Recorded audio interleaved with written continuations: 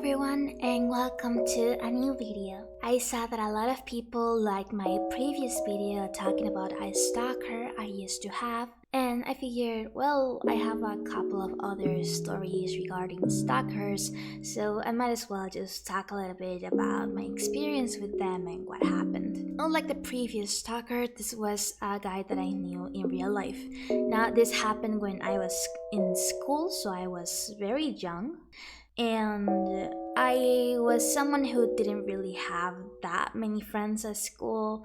I was both the weird kid and the art kid and the smart kid. So, more often than not, people would try to avoid me because, well, first of all, I was bullied, and second of all, I didn't really know how to talk to people. I'm also autistic, so you can only guess the mess that was. The lack of friends and the constant pressure of having to, be always the one with the best grades was something that was eating me, and I always wished I had more friends.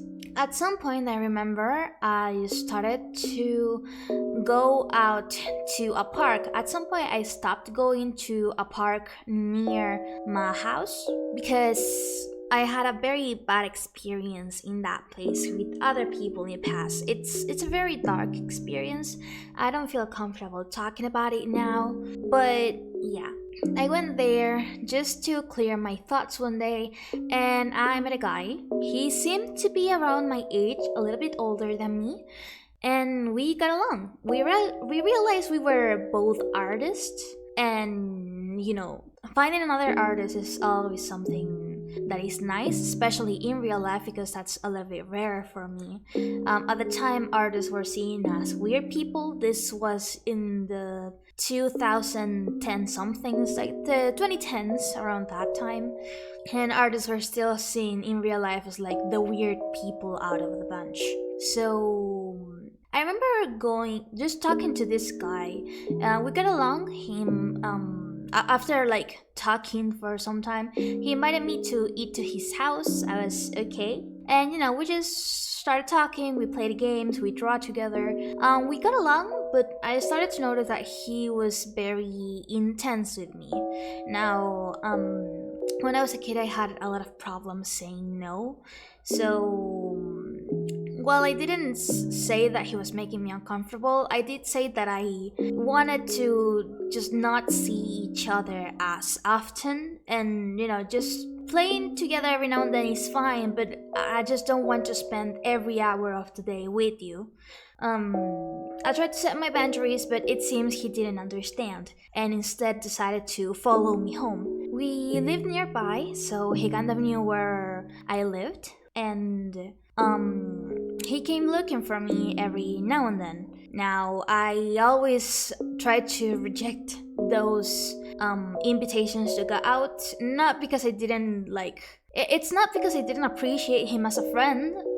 I just felt a little uncomfortable. Like, he was very insistent. It was like every day, every hour, and I just felt a little uncomfortable. At some point, we were talking. We talked about every now and then in Facebook. We played a couple of games, but I tried to distance myself because it was getting a bit too much for me.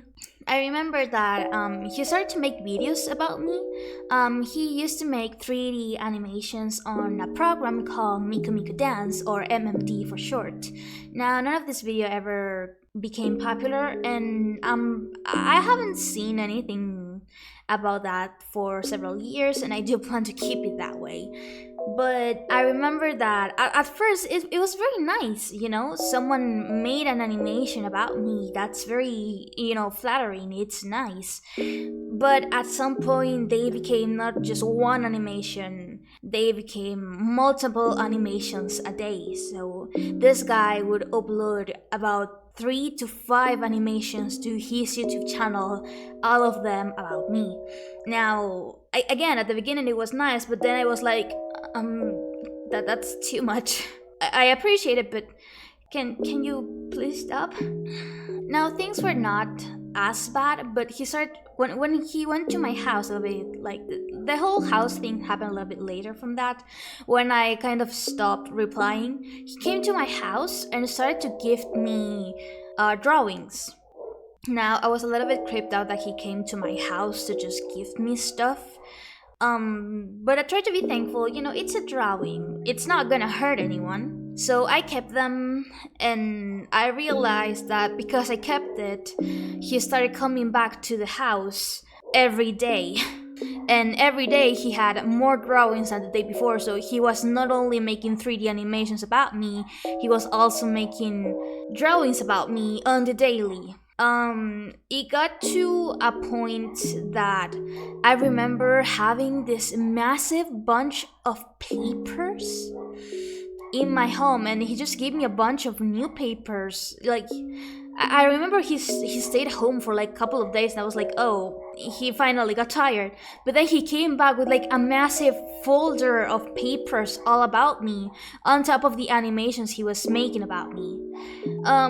Obviously I had enough at that point. I told him to please just stop, and I didn't feel comfortable playing with him anymore, and he seemed to have understood. But I guess it's like, as a final message, he did something to the house I was staying in. Obviously it was a minor, it wasn't my home, but it was weird.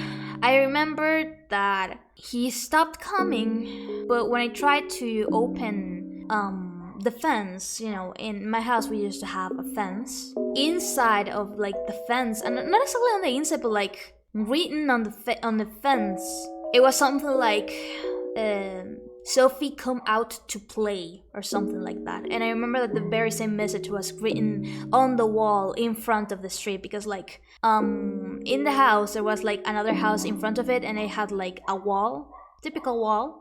It said something like come out to play, and obviously I was creeped the fuck out by that. At that point I had already said no, that I no longer wanted to play with him, and he just kept insisting, even writing that message. It was creepy.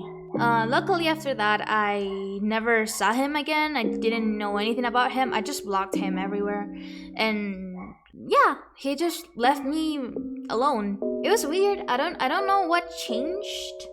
Especially because I noticed that the video uploads were not stopping, and for my own mental health I just decided to I didn't want to see any of that guy.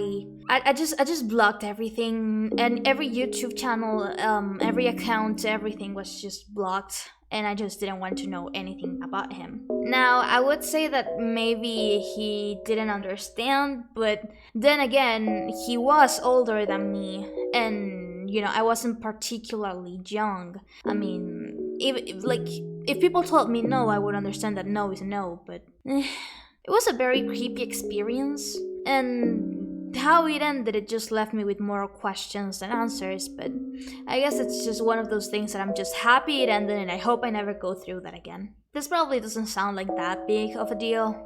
The house thing, obviously it's a big deal, but the other thing probably not. But I have to emphasize just how many drawings they were. I am not exaggerating when I said that I have over 100 drawings. I threw them out of the I threw all of those drawings to the trash. I didn't want to see them. I didn't want anything to do with them. So sadly, I cannot really show anything that happened. This happened several years ago. Again, this happened when I was a minor, and I'm 23 now, so this happened when I was very, very young. But yeah, that was just a creepy experience. If someone says no, it's just no, okay? Even if they have trouble saying it, just confirm if it's a no, and if it's a no, then just leave them alone, please. It's a little bit shorter of a story than the other stories I've shared, but I hope it's a story that you guys enjoy listening to and drawing to. I know that a lot of you like to draw. And also I hope that you like my new VTuber model. I made it myself. Thank you so much for watching. I hope you also give me a try on my other channel, Sophie Star Drop. And see you in the next one. Bye bye!